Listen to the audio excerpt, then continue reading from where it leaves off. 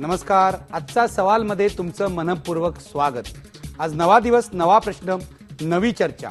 आजचा माझा प्रश्न आहे, जय हो हे ऑस्कर विजेतं गाणं निवडणूक प्रचारासाठी वापरणं योग्य होईल का? हा प्रश्न मी अशासाठी विचारतोय की काल बातमी आली की काँग्रेसनं हे गाणं ज्या कंपनीची मालकी होती त्या गाण्यावर, त्या कंपनीकडून 1 कोटी रुपयाला विकत घेतलं. याचा अर्थ असा की या गाण्याचे हक्क आता काँग्रेस पक्षाकडे आहेत, त्यामुळे ते इतर पक्षांना वापरायला बंदी होणार आहे. त्यांनी वापरलं तर कॉपीराईट कायद्याचा भंग होणार आहे. याआधी बीजेपीने जे ते गाणं वापरलं होतं, त्याआधी पश्चिम बंगालमध्ये कम्युनिस्ट खासदारांनी ते गाणं आपल्या होर्डिंग्जवर वापरलं होतं. पण आता काँग्रेस या सर्वाला मनाई करू शकतं. अशा प्रकारे एक अत्यंत लोकप्रिय गाणं, ऑस्कर विजेतं गाणं, जे देशाची प्रॉपर्टी आहे, ते प्रचारासाठी वापरणं योग्य आहे का? हा माझा आजचा प्रश्न आहे.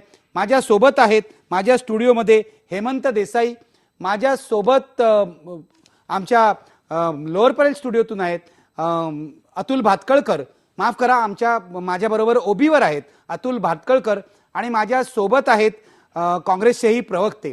पण मी चर्चेला सुरुवात करणार आहे हेमंत देसाई यांच्यापासून. हेमंत देसाई, मला सांगा, हा जो सगळा वाद चाललेला आहे, जय हो गाणं काँग्रेसने विकत घेतलेलं आहे, त्यानंतर आता बीजेपीला त्यांनी नोटीस पाठवलेली आहे आणि गदारोळ 2-3 दिवस सुरू आहे. गुलजारनी पण असं सांगितलंय की हे गाणं अशा प्रकारे राजकीय त्याचा वापर होणं मला काय फारसं पसंत नाही. मला सांगा, तुमची काय भूमिका आहे? माझी भूमिका अशी आहे की गुलजार यांची जी भूमिका आहे ती थोडीशी भावनिक भूमिका आहे.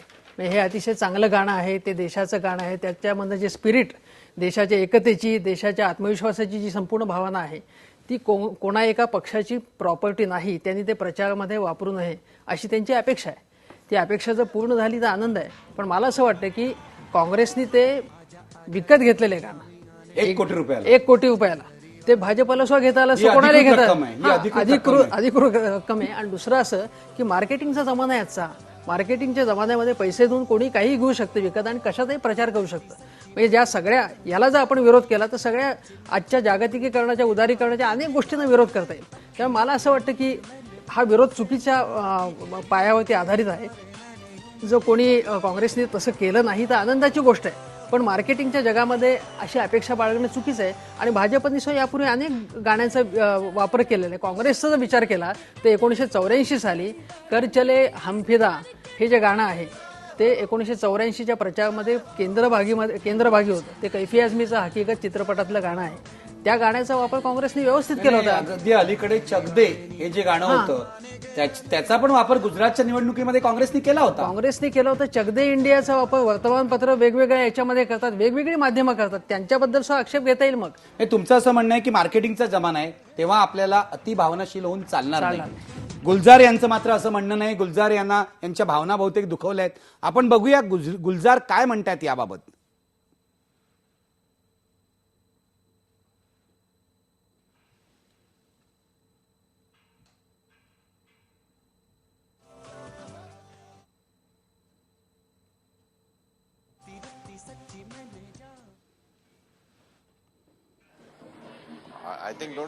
ए.आर. रहमान यांची ही एक सुंदर रचना आहे. माझ्या मते या गाण्याचं राजकारण होईल. Lovely creation of A.R. Rahman.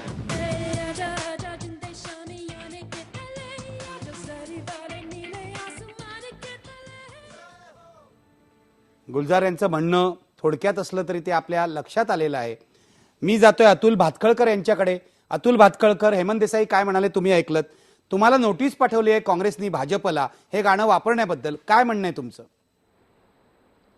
नाही, काँग्रेसने ज्या पद्धतीची नोटीस दिली आहे आणि ज्या पद्धतीने त्यांनी हे देशभक्तीपर गाणं स्वतःच्या प्रचाराकरता वापरण्याचा निर्णय घेतला, याच्यावरून काँग्रेसची हुकुमशाही प्रवृत्तीची मानसिकता ही स्पष्ट होते. पहिला मुद्दा.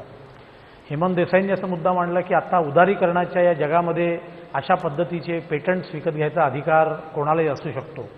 हे एका अर्थाने खरं आहे, पण एक देशभक्ती प्रेरित करणारं आणि पुऱ्या देशाची अस्मिता ज्या गाण्याशी जोडली गेली आहे, असं गाणं आपल्या पक्षीय प्रचाराकरता वापरलं जाणं हे अत्यंत गैर आहे. चकदे इंडिया असेल किंवा अन्य कुठल्याही ज्या देशभक्तीचा आविष्कार करणाऱ्या गोष्टी आहेत त्या फक्त एका पक्षाच्याच मालकीच्या करायच्या आणि ते धनसत्तेच्या जोरावर. यातून मला वाटतं काँग्रेसची जी मानसिकता आहे ही यातून स्पष्ट होते आणि काँग्रेसचा यातून एकंदरीत जनतेला हा संदेश दिसतोय की जय हो हे फक्त काँग्रेसच झालं पाहिजे. या देशातल्या जनतेचं काही जय हो होता कामा नये, अन्य कोणाचं जय हो होता कामा नये. जे काही जय हो व्हायचं असेल ते फक्त काँग्रेसच झालं पाहिजे. ही जी काँग्रेसची वर्षानुवर्षे जी मानसिकता आहे, ही मानसिकता या त्यांच्या कृतीतून प्रगट होते असं मला वाटतंय. देसाई, तुम्हाला काय वाटतं? म्हणजे ते जे म्हणतात की अरेरावी प्रवृत्ती आहे, की जय हो सगळा आपल्यामुळेच झालाय. आणि मी तुम्हाला इथे सांगू इच्छितो की काँग्रेसचे जे प्रवक्ते आहेत अभिषेक मनु सिंघवी यांनी दिल्लीमध्ये असं म्हटलं की हे जे ऑस्कर मिळालेलं आहे ते देशातल्या तरुणांच्या शक्तीला मिळालेलं आहे, तरुणांच्या आशा आकांक्षांना मिळालं आहे. आणि ह्या तरुणांच्या आशा आकांक्षा युपीए सरकारच्या कामगिरीमुळे तयार झालेत.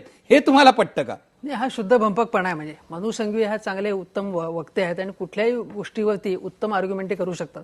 हे साफ चुकीचं आर्ग्युमेंट आहे. आणि जर तसंच म्हणायचं असेल तर तरुणांना जो काय आत्मविश्वास मिळालेला आहे तो वाजपेयी सरकारच्या कार्यकालापासून तो मिळत गेलेला आहे. त्याच्या अगोदरपासून जर आपण विचार केला तर राजीव गांधींच्या काळापासून आपल्याला ते म्हणता येईल. पण वाजपेयी सरकारच्या काळामध्ये भारतीय अर्थव्यवस्थेचा सगळ्यात जास्त दराने विकास झाला. पहिल्यांदा सलग 6 वर्ष आपला सातत्याने चढा विकास दर झाला, राष्ट्रीय महामार्ग झाले, अनेक गोष्टी झाल्या. युपीए सरकारने सुद्धा चांगल्या गोष्टी काही केलेल्या आहेत, त्या मुख्यतः गरिबांच्या दृष्टीने केलेल्या आहेत. पण तरुणांना आत्ताच आवाज मिळाला, त्यांना आत्ताच आत्मविश्वास आला, ही साफ चुकीची गोष्ट आहे. उलट जर गेले 2 वर्ष म्हणजे याचं श्रेय एनडीए घेऊ शकत नाही आणि युपीए घेऊ शकत नाही.